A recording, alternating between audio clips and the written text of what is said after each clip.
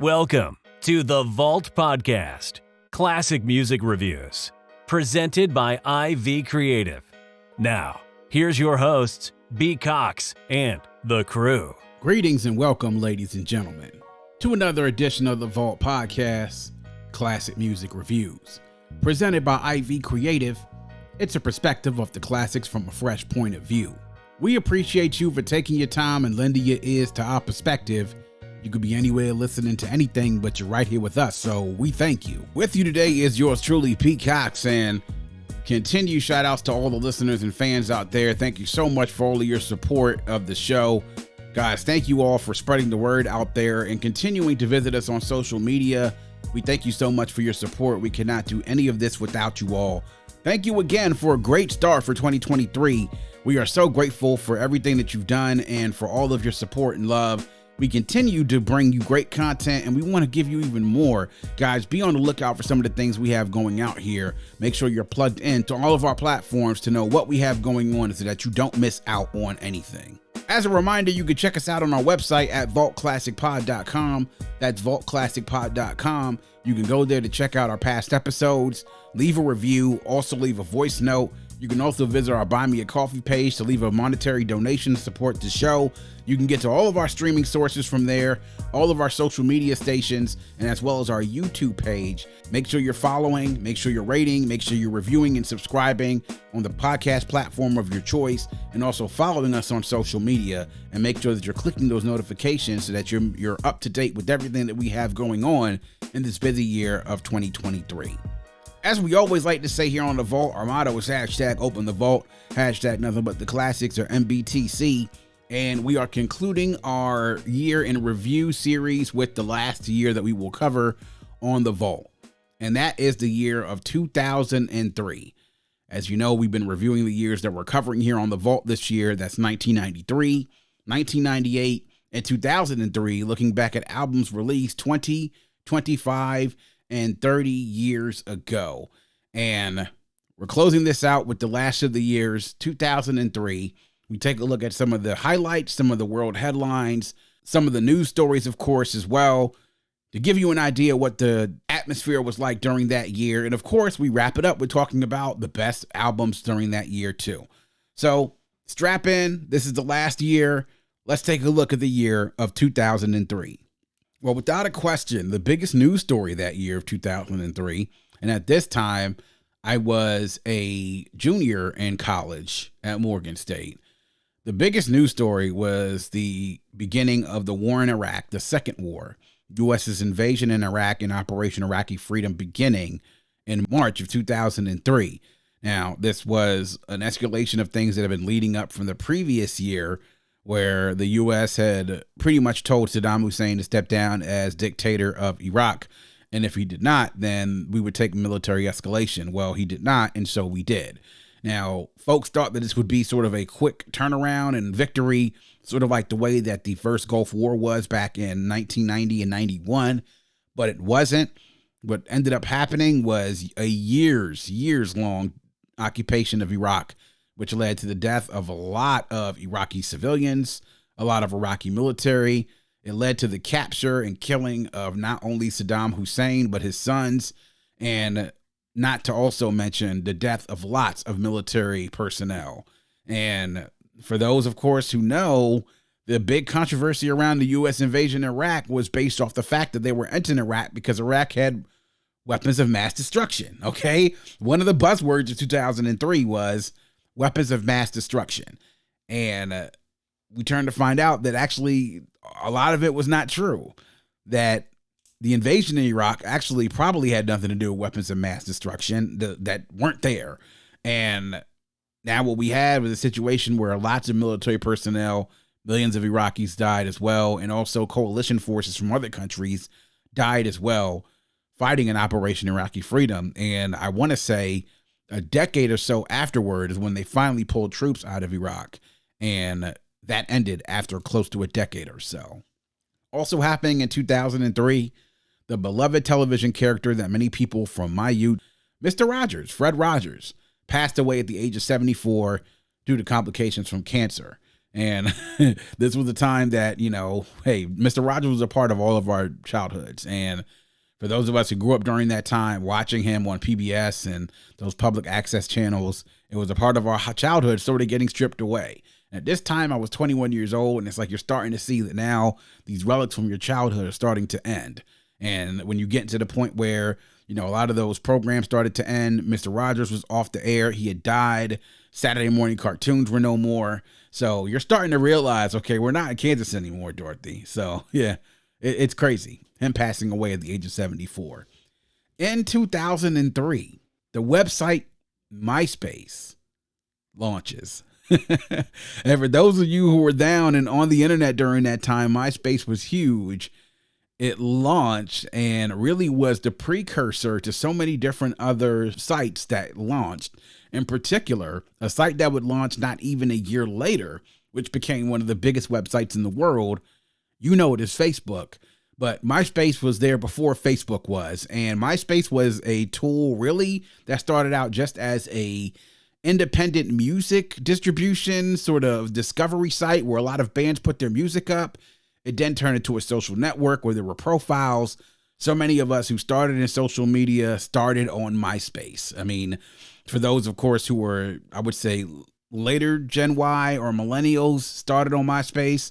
Some of us from my generation, we started on Black Planet. So just a lot of nostalgia, but MySpace started 20 years ago. In the NBA Finals, the San Antonio Spurs won over the New Jersey Nets 4-2. This was their second title within about 5 years or so. They won in 1999. They won again in 2003. The San Antonio Spurs were also the team that stopped the Los Angeles Lakers from capturing a fourth straight title in the NBA playoffs by defeating them in the Western Conference semifinals. So, yeah, crazy times in sports. Another surprising result in sports as well was the Florida Marlins defeating the New York Yankees for the second World Series title. Another improbable result that many people would never thought that the Marlins would be able to beat a team like the Yankees, but it happened. What happened later that year in September, and I remember this because my state wasn't directly impacted by it, but Hurricane Isabel made landfall from the Atlantic into the mid-Atlantic into the Northeast. And it was the first time that I can remember there being a hurricane that actually came on land in the state of Maryland. I always thought the hurricanes were things that happen in Florida, in the Caribbean, also in some of the Carolinas, but they never made it that far up the Atlantic to make landfall. I was in college during that time, and I actually stayed in the dorm, and we didn't lose power from Isabel, but I know a lot of people who did lose power, and there was lots of flooding what happened as a result of Isabel. Another hurricane made its way into Maryland, and that was Hurricane Irene, and that was about 8 years later. But that was a big deal because it did cause a lot of damage in all the places that it landed. One of the craziest news stories in 2003, California Governor Gray Davis was recalled by the voters. Lots of controversy around his administration. California voters decided they had had enough. There were allegations of corruption, of course, financial mismanagement. They recalled him in an election, and that cleared the way for none other than the governor himself, Arnold Schwarzenegger, to become the governor of California. One of the more improbable things you could talk about in your bingo card for 2003 was Arnold Schwarzenegger becoming the governor of California. He went from bodybuilding star to Hollywood action star to box office star, and then became the governor of California. He had 2 terms as the governor of California and spent some time on the head of that state, but also had some scandals, including the scandal which effectively ended his governorship, which was the scandal of the affair with the housekeeper that did lead to a child. But Arnold Schwarzenegger, though, governor of California, something that we looked at it as crazy things back there in 2003. But moving on to the music in 2003.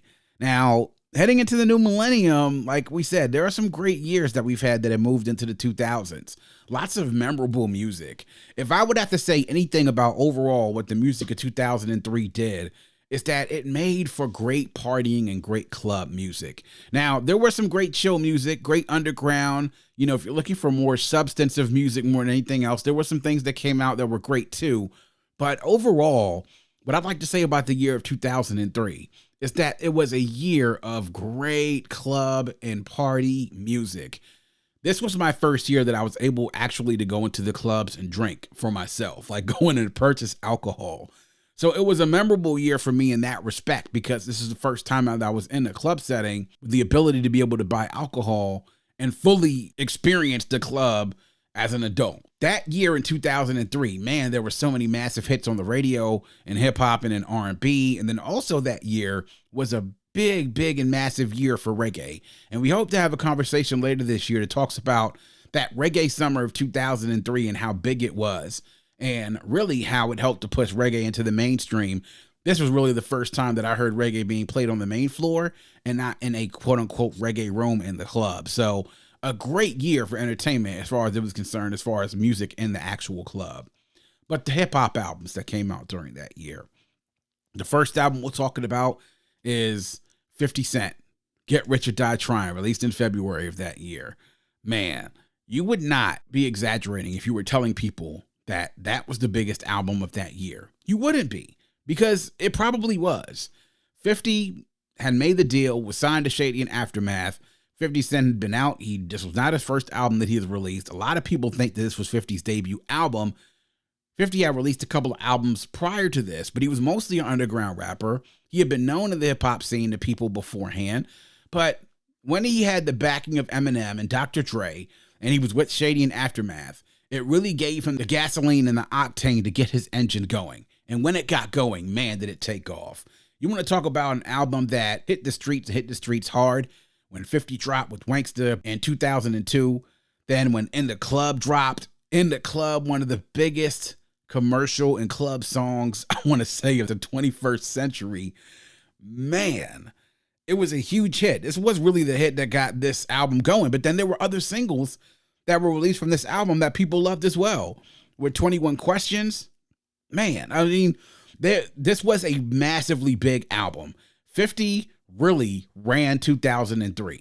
Once this album came out in February, he grabbed a hold of that industry and he didn't let go of it for at least a couple of different years. Because not only did 50 eat off of Get Rich and Die Trying, but he also then came out and pulled out G-Unit. And when he came out with G-Unit, that then set up the Click, Young Buck, and also Lloyd Banks to be able to eat off of that. And then not to mention a couple of years later, The Game with the documentary. Yeah, 50 had the blueprint. He definitely had the blueprint to make his team work. And to make it even worse, his target on that album was none other than Murder Inc.'s Ja Rule and Irv Gotti, which this album essentially helped to, I don't want to say end their career, but it did definitely put a damper on their career for the rest of the time they were commercially viable. Another one of my favorite albums during this year was the beginning, I want to say, of one of the best runs out there in hip hop, and it was with Little Brothers to Listening. Fonte and Big Pooh alongside with Ninth Wonder. My introduction to Little Brother was by listening to Speed on one of those AOL music radio stations. And when I decided to dig into the album, I was completely blown away by this group from North Carolina that had bars. Their music was sensible. It was smart, but it was still just banging as hell. That Ninth Wonder production, Fonte with his bars, sort of like, very sharp. Big Pooh, very steady. And I was just like, man, these guys got something. And I became a fan after that.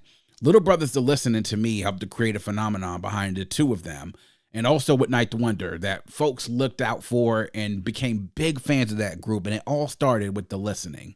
An album that would definitely collect some hardware and created lots of waves in the industry was Outkast's fifth album, Speaker Box, The Love Below, which was a double disc and really was a chance for each individual member of Outkast to showcase their talents. You had Speaker Box, which was the side that featured Big Boy, and The Love Below, which featured Andre 3000. Now, if you talk to a lot of hardcore Outkast fans, some of them don't like this album as much. Critically, this album was acclaimed. Both of the albums on there, Speaker Box and Love Below, were critically acclaimed. Commercially, this was huge. The hits that on this album and the ones, even the deep cuts on here that people love, was crazy. And they were validated because this album at the Grammys in 2004 cleaned up. My goodness, it cleaned up. An album that has gone diamond since then. It was a huge hit.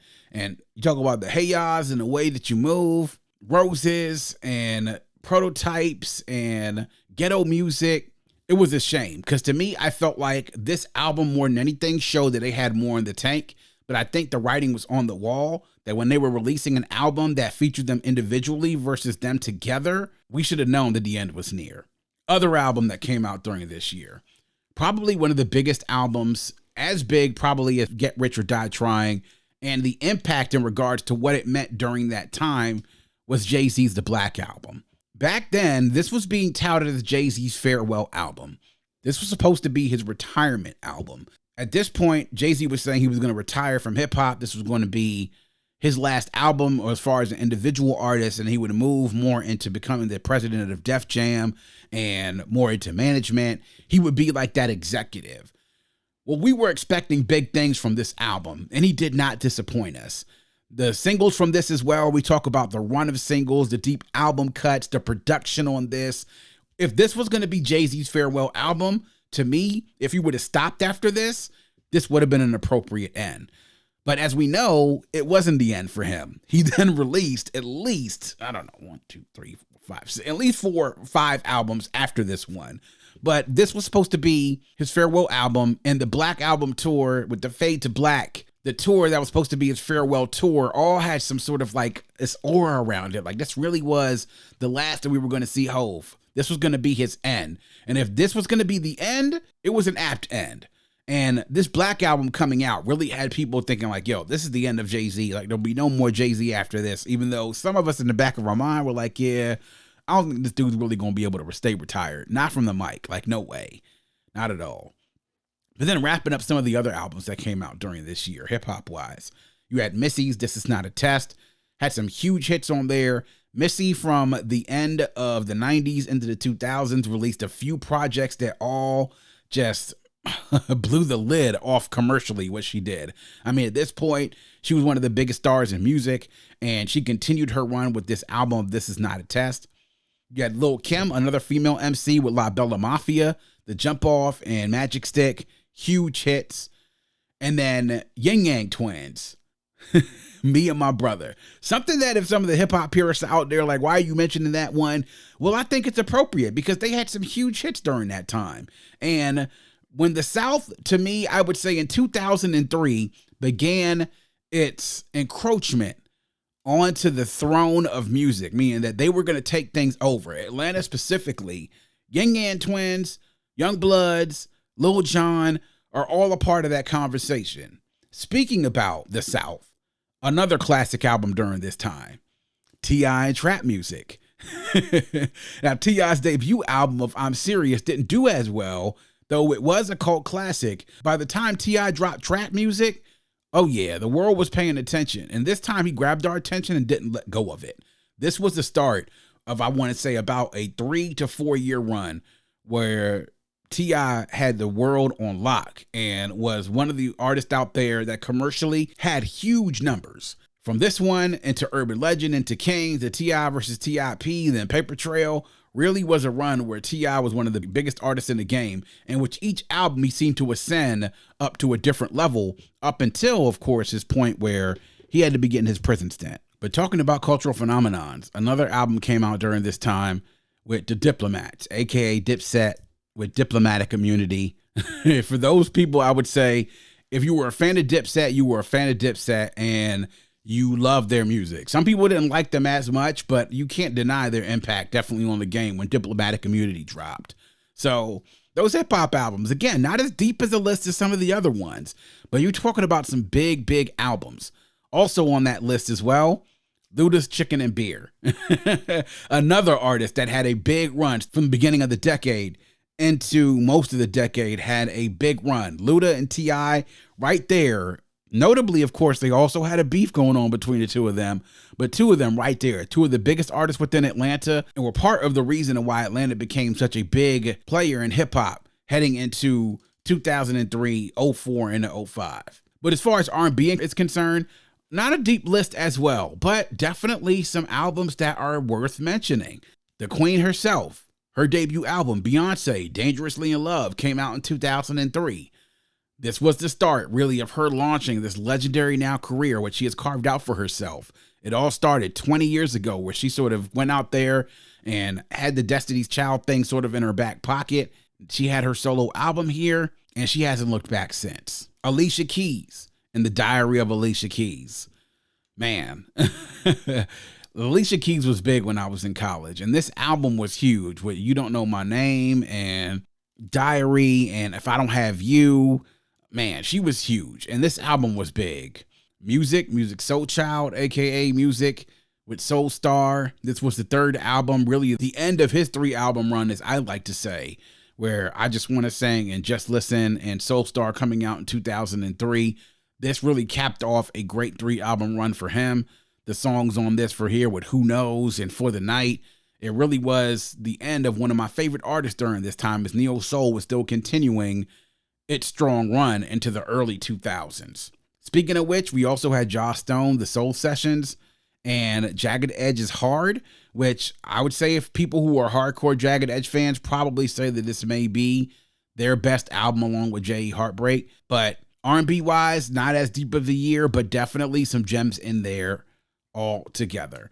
So 2003, y'all, man, what a year. What a year overall, and definitely some albums that will be memorable when we talk about, of course, the Get Rich and Die Tryings, the Speaker Box and Love Belows, the Trap Musics, the Black Albums is definitely going to be something that will be memorable as we pull into this year to review them. And we can't wait to get to it. We want to hear all of your feedback and, of course, your memories, your perspectives, your reflections on these albums. Hit us up on social media, interact with us. We love to continue the conversation. Let's get right into it.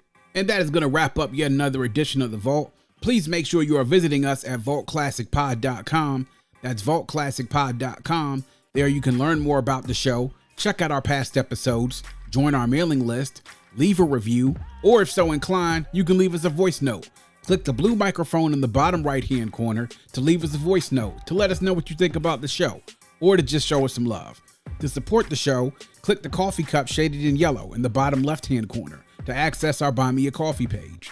On Buy Me a Coffee, you can give a small monetary donation to support the show to ensure that we can keep the vault open for many years to come.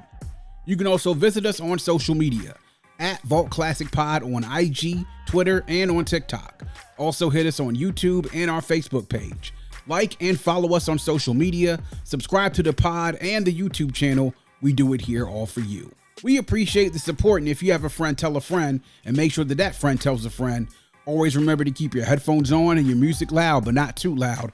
And as we close, we like to remind everyone to dream big, because dreams are the basis for creation. Always create, motivate, and elevate, because you were never destined or created to stay stationary or ordinary in this life. And on that note, we say peace. Thank you for listening and coming into The Vault. Please subscribe and visit us at vaultclassicpod.com. That's vaultclassicpod.com.